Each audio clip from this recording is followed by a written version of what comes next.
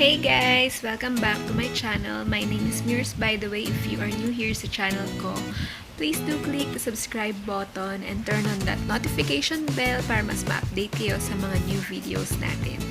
Anyways, today we have a question, and this time I got this from an international audience dun siya sa daily vlog ko. And I've been contemplating whether to answer this question or not for a while ha. Ayan, medyo magulo kasi yung hair natin at hinahangin. And if you can hear, talagang umuulan sa labas. So, pagpasensyahan nyo na yung ating background sound. So, ito ay galing kay Jaust Mike. And his question is, "Hi, I'm thinking of going to optometry school. Would you advise for it? Can you provide the pros and cons of being an optometrist? Also, what is the salary range of an optometrist in the Philippines? New grad versus experience or business owner versus employee?" So, yun yung mga questions niya that we will try to answer tonight or today, kung saan man part kayo ng world. And I will try to answer it in English as much as possible. So, let's get started! So first, pagpasensyahan nyo na itsura ko because I'm just at home, chilling on a Friday night. And yeah, I will answer the first question. Would you advise for it? Absolutely. If someone would ask me what is one great profession or I could recommend, I would definitely say to be an optometrist. So, if hindi nyo alam kung ano yung definition ng optometrist, just look at Google na lang. Joke. Ibig sabihin nun, we are doctors of optometry or we are the doctors sa eyes. So, meron tayong tinatawag na ophthalmologist and optometrist. Pag sinabi kasing optometrist, here in the Philippines, we study it in 6 years, while ophthalmologist, a doctor of medicine, and they specialize in eye diseases, mga ophthalmologist, and I think they study at least 10 to 13 years compared to us. Correct me if I'm wrong, but that's what I heard before nung college pa ako. So here in the Philippines, we have 6 years. It's like dentistry. Before it's only 4 years, but they renewed it to 6 years. We are the, I think, second or third batch. I graduated batch 2006 at Central Escolar University in Menjola, Manila. So, hi sa mga ka-batchmates ko, batch 2006. And I asked them also these questions, but since nobody seems to answer some of my questions, we'll just answer the questions based on my experience na rin. So, optometrist here or optometry here in the Philippines, we study 2 years pre-opto course and then 4 years yun yung opto proper na. So, yung mga first 2 years is just mga pre-opto subjects, optometry subjects. It's like pre-dent in dentistry. And then from your 3rd year, 4th year, 5th year, 6th year, that's the optometry proper. So, more serious subjects are discussed there. And then, in our 5th year and 6th year, or in your 5th year or 6th year, yes, in your 3rd year and 4th year optometry proper, in other words, that's where we get our clinical at school. Clinic. Ayan, sorry, medyo na-nosebleed ako. Ang hirap mag-English, guys. But I will try this so I can answer for some of our international watchers. So here, let me explain. So in your 5th year or 6th year or optometry proper, 3rd year, 4th year, that's where we have our clinic at school. So we have patients, studies, and I can't remember how many patients we have during our 5th year. I think 20 cases. So I don't know how na ngayon, how much na, kung ilan na ngayon. So I'll ask siguro may mga advisors ko na ka-Facebook ko Ayan, hello sa mga advisors ko ng college. Ayan, tapos, then sa 6th year, just I remember, I think it's only 9 cases, I think. Yun yung mga mahihirap na case. So, yun yung mga ginagawa namin sa clinic nung 6th year na kami.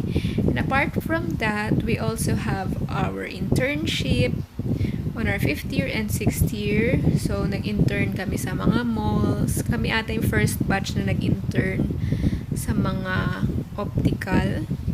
So, ako napunta ako sa Ideal. Hi sa mga taga-Ideal. Santa Lucia, Cainta branch, kila Doc Connie and company. Ayan, because they've been very kind to me during my internship days. And hindi po ito sponsored, ha? Ayan, so, yeah. That's it for optometry course. Just the basic that I will give it to you. Just to answer Jaust Mike's question. And then the next question is, provide the pros and cons of being an optometrist. So basically, we have so many pros and cons. I could give a lot of list. Well, let's see. Top 5 pros. Me, I'm a self-employed optometrist. So based on my experience, ayun, I have my own time. I have my own salary, or I earn from the business. Number 3, I could go wherever I want because nga, I have my own business. And 4 is meeting a lot of people every day. You get to serve different types of people and meeting them. And number 5, ano pa ba? It pays to be an optometrist. So, kahit hindi ka na pumunta sa ibang bansa, or even if you don't go outside the Philippines, there is a market. That's my opinion for year 2020. And sa cons, of course, since self-employed ako, hindi ako masyadong makaalis sa clinic basta-basta. I can't go outside the clinic whenever I wanted to because I'm managing my business. Number 2 is if you're absent, you don't have earnings. If you are absent, syempre walang kita. So wala kang kita, walang mula, walang pera. Number 3, you have so many business. Especially me, I'm a self-employed optometrist in the Philippines. There's so many paperworks in our city or municipal. We are required to have mayor's permit, PIR, DTI. But some of my colleagues I interviewed or I asked, they don't have some mayor's permit. Depends on city ordinances. Okay, don't quote on me on this. And then, but required yung PIR for your receipts for your business. So, since I'm a self-employed, I handled all of that. And if pag may problema ka, if you have a problem, you have to solve all of it. Okay. And number 4, what more can I say? Sometimes there are demanding patients, although sometimes they just pay you a small amount, but sometimes they are the more demanding clients, and those who pay much, they are the less demanding patients. But it's part of the job. You have to deal with a lot of people, and yes, you have to deal a lot of them problems. And yon, number 5, I think, what is the cons? Yeah, what is the cons is if the patient didn't pay you. I think that's the problem. So, marami po kasing ganyan na nagpapa-reserve, nagpapagawa, hindi nagda-down minsan, tapos minsan nag-half, hindi na binabalikan. And sometimes if they don't appreciate what you are doing, they sometimes think that checkup fee is free. Well, depends on the company. Yung iba nagpapalibre, but ngayon po kasi wala na masyadong libre. Syempre, we studied for 6 years, and siguro ang isa ko rin masasabing cons is competition is very high right now. So you have to be the best in everything. You have to learn. And yon, marami nagbebenta sa online. Yan, yung mga tao, they are buying fake contact lenses or those that are not FDA approved. And if there's a problem, they just approach us. And yeah, that's a big problem sometimes for us. If there's a problem with your eyes, we're trying to solve it for you. So better if you're going to buy online contact lenses, just consult your optometrist. They are very helpful and they are there to guide you with your eye care needs. Okay, I hope I answered that question well. So for the last question, what is the salary range of an optometrist in the Philippines? So right now, I really don't have any idea for the newly grad, but I think it's really personal. Depends on how you present yourself. And yeah, for the newly grad, I could just say when I started with less than 20,000 pesos. I started with at least 15 to 20 range, but I think we are encouraged to have 20 plus before.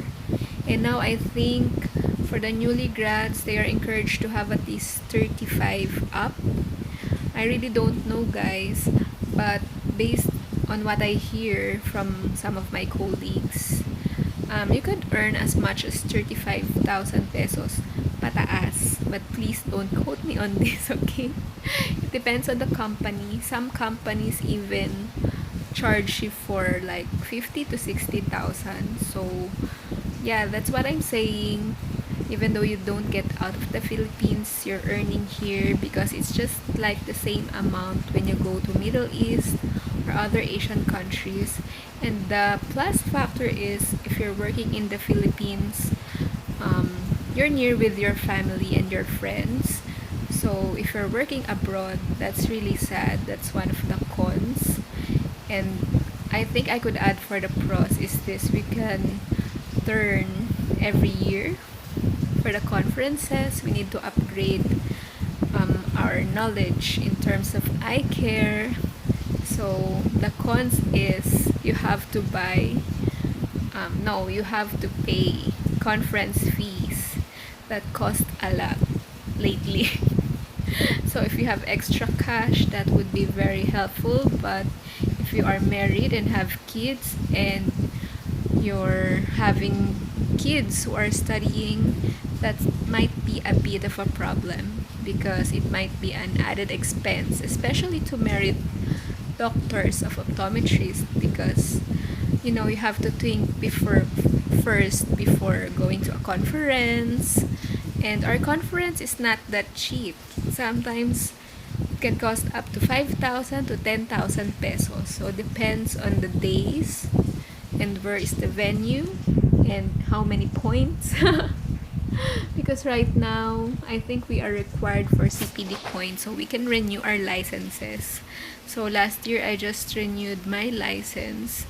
So let's put it as one of the cons. So for self-employed optometrists, I think the salary for businesses, it depends on the area of your clinic. So if you have a very good location, you can earn as much as 60,000 to 10,000 a month or even so.